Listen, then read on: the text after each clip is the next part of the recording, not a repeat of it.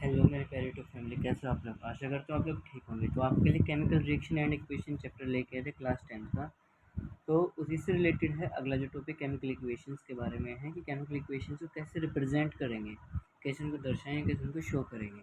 ठीक है, तो पहले वर्डिंग्स में नोट करेंगे उनके, जैसे कि यहाँ पे जिंक है और यहाँ पे सल्फ्यूरिक एसिड है। तो फॉर्मेशन क्या रहेगी उनके, जिंक सल्फेट की रहेगी कि दो रिएक्टेंट है, एक तो जिंक हो गया, एक सल्फ्यूरिक एसिड हो गया। हमारे ये दो रिएक्टेंट है जो कि हमें किस में मिलेंगे, प्रोडक्ट की फॉर्मेशन करेंगे, जिंक सल्फेट और हाइड्रोजन गैस यहाँ पे मिल जाएगी अपने को। इसी इक्वेशन के रिप्रेजेंटेशन को बोलते हैं सिर्फ टर्म्स के वर्ड्स में रिप्रेजेंट करना। ठीक है, सेकेंड टर्म्स एंड कंडीशन कौन से रहते हैं इनके, कि इनको सिंबॉलिक फॉर्म में या सिंबल्स में, फॉर्मूले में इनको रिप्रेजेंट करते हैं, उनको सिंबॉलिक इक्वेशन बोलते हैं, केमिकल इक्वेशन।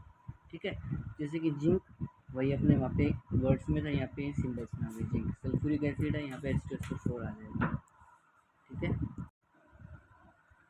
यहाँ पे क्या हुआ है, H2SO4 में से हाइड्रोजन जो गैस है बाहर रिलीज हुई है, और जो SO4 के ऊपर जो चार्ज था और Zn के ऊपर जो चार्ज था आपस में शेयर करें इलेक्ट्रॉन्स, और ZnSO4 अपने जिंक सल्फेट अपने फॉर्मेशन हो गई। ठीक है, ये सिंबलिक फॉर्म में थी। आगे देखिए नेक्स्ट टॉपिक की ओर बढ़ते हैं, बात करते हैं। पॉइंट ऑफ व्यू से देखा जाए कि नोट आपके लिए लेके आएंगे, chemical equation is very simple way of show a chemical reactions in terms of symbol और फार्मूला।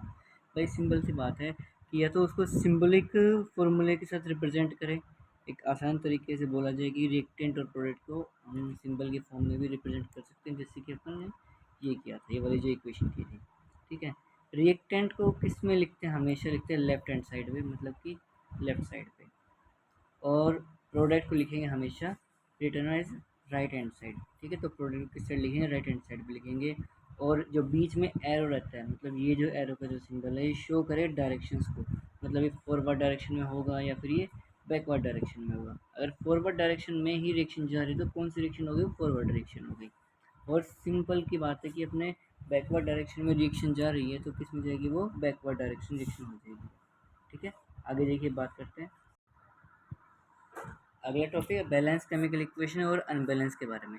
बैलेंस का मतलब ही क्या रहता है, एक लेफ्ट हैंड साइड और राइट हैंड साइड के दोनों जो मॉलिक्यूल्स है, जो कंपाउंड है, जो एलिमेंट्स है, वो दोनों ही साइड कैसे हों, इक्वल अमाउंट में हों। ठीक है, तो those equations which have all the elements are equal on both side, reactant and product side. ठीक है, ये मान लीजिए वही अपनी simple reaction, zinc gas sulphuric acid ले लिया, जिंक सल्फेट मिल गया और हाइड्रोजन गैस क्या हो गई, यहाँ पे रिलीज हो गई। ठीक है, आगे देखिए यहाँ पे जिंक एक है, तो यहाँ पे भी क्या मिला अपने को, जिंक एक ही मिला है। H2 है यहाँ पे भी H2 के ही मॉलिक्यूल्स हैं। सल्फ्यूरिक है, सल्फर है, वो भी एक है, यहाँ पे भी एक है। ऑक्सीजन यहाँ पे 4 है, तो यहाँ पे भी क्या हो गए, 4 हो गए। तो ये हो गई बैलेंस। ठीक है, अब अनबैलेंस कौन सी वाली रिएक्शन हो गई, those reaction which have all the elements are not equal on reactant और प्रोडक्ट साइड। मतलब लेफ्ट हैंड साइड और राइट हैंड साइड, जो प्रोडक्ट है और रिएक्टेंट है, वो दोनों ही क्या हों, अनइक्वल हों, मतलब कि बराबर ना हो। ठीक है, यहाँ पे एग्जाम्पल के तौर पे लेके आए कि जिंक है, ऑक्सीजन का रिएक्शन कर रहे हैं, जिंक ऑक्साइड मिल जाएगा अपने को। ठीक है, इसी रिएक्शन को अनबैलेंस रिएक्शन क्या बोलते हैं, स्केलेटल इक्वेशन बोलते हैं। इसे क्या बोलते हैं हम, स्केलेटल इक्वेशन।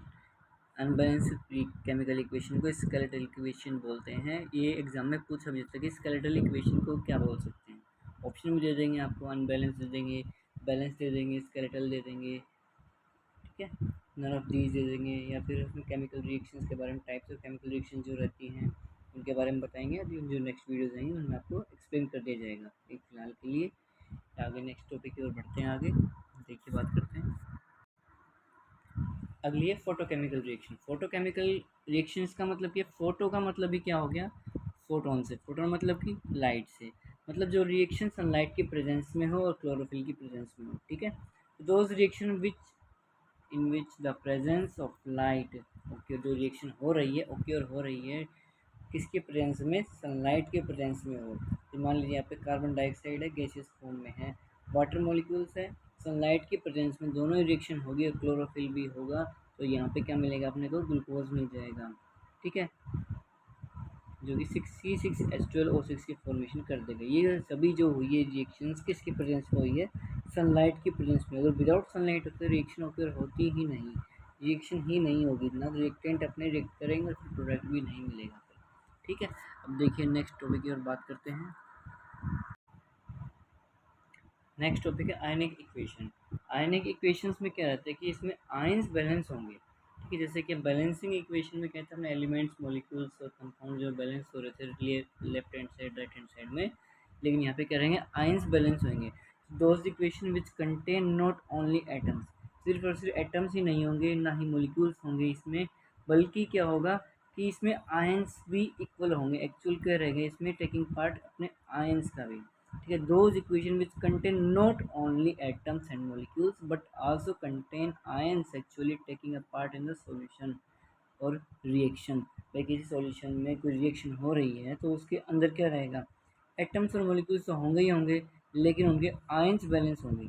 ठीक है, उसी इक्वेशन क्या बोलेंगे, आयनिक इक्वेशन बोलेंगे। अब एग्जांपल के तौर पे लेके चलिए कि अपने जिंक लिया है यहाँ पे और कॉपर सल्फेट लिया एक्वस फॉर्म में, जिंक का सॉलिड फॉर्म में है, तो यहाँ पे क्या मिला, यहाँ पे कॉपर रिप्लेस होगा, क्योंकि जो जिंक है मोस्ट रिएक्टिव एलिमेंट है कॉपर से, तो कॉपर की जो जगह है वो हट जाएगी वहाँ से और जिंक आ जाएगा। यहाँ पे जिंक सल्फेट मिल जाएगा और अपने कॉपर जो यहाँ से रिलीज हो जाएगा। सेकेंड इक्वेशन देखिए, इसी इक्वेशन को हम बैलेंस करते हैं तो यहाँ पे जिंक और कॉपर, कॉपर यहाँ से रिलीज होता है तो कॉपर के ऊपर कौन सा चार्ज है, कॉपर के ऊपर यहाँ पे +2 चार्ज है।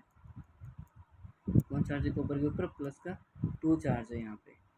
इस इक्वेशन में कॉपर के ऊपर कौन चार्ज है, प्लस का 2, सल्फेट के ऊपर माइनस का 2।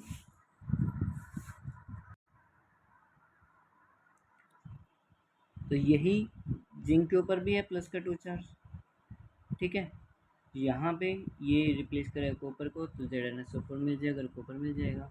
अब यहाँ पे जिंक देखा जाए तो यहाँ पे कॉपर को +2 है, SO4 को -2 है, ये रिप्लेस होते हैं तो आपस में zinc di positive, SO4 di negative, और यहाँ पे कॉपर की ऑक्सीडेशन स्टेट क्या आती है, एलिमेंटल स्टेट में, तो 0 में।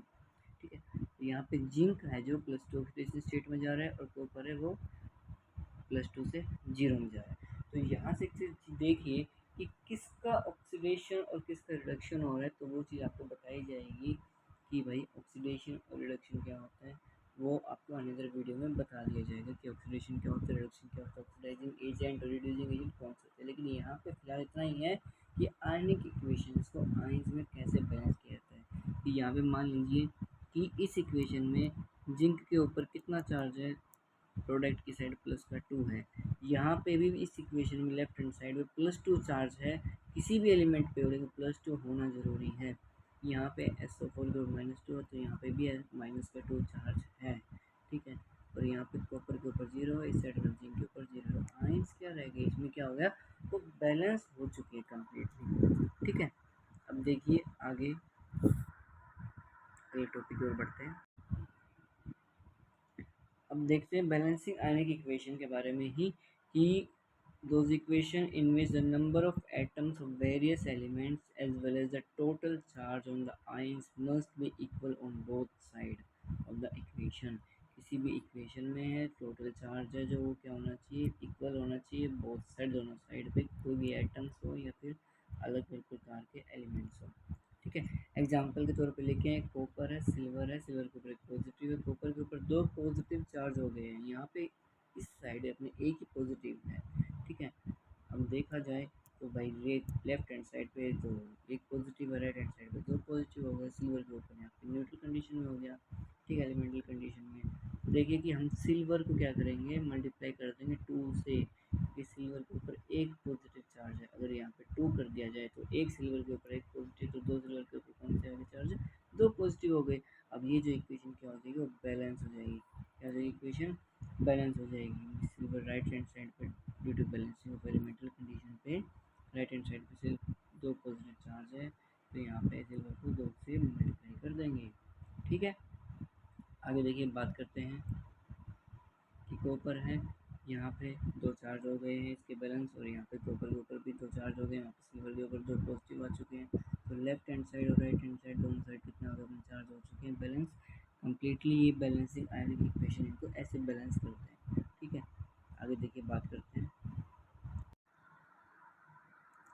अगला लेके हैं आपके लिए टाइप्स ऑफ केमिकल इक्वेशन। कितने टाइप की इक्वेशन होती है, फर्स्ट अपनी कम्बिनेशन, सेकंड है डिकम्पोजिशन, थर्ड है displacement, double displacement, precipitation, neutralization और रिडक्शन एंड ऑक्सीडेशन, मतलब कि रिडॉक्स रिएक्शन। तो ये जो आपके जो जितनी टाइप्स की रिएक्शन है 1 2 3 4 5 6 और 7 टाइप के रिएक्शंस को आपको कल वन बाय वन आपको एक्सप्लेन कर दी जाएगी। तो अगर आपको ये वीडियो अच्छी लगी हो तो वीडियो को लाइक करें, चैनल को ज़्यादा से ज़्यादा शेयर करें, तो चैनल पे बने रहें और बेल आइकन को ज़रूर प्रेस करिए ताकि आने वाली वीडियोज़ आपके पास टाइमली पहुँचती रहे। Thank you, have a nice day.